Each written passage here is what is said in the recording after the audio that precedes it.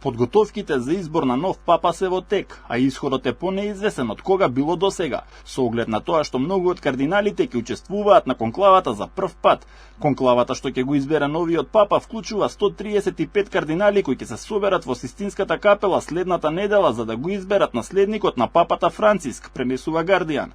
Периодов од неколку недели кога кардиналите ќе се затворат во капелата ќе биде исполнет со молитви, размислувања и како што традицијата налага строг молк. This is going to be a very open process, it seems to me, in which two things are most important. One, does this man communicate a vibrant, energizing faith?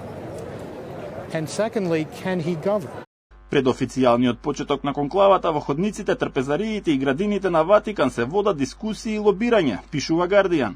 Обложувалниците веќе излегуваат со фаворити. Еден од нив е надбискупот од Будимпешта Петер Ердо.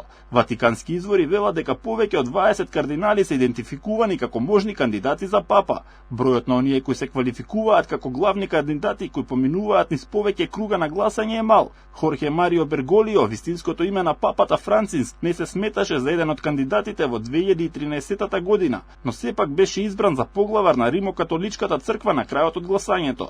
Историјата покажува дека кардиналите значително почесто избираат папа од Европа, особено од Италија. Од вкупно 266 папи избрани досега, дури 217 се од Италија.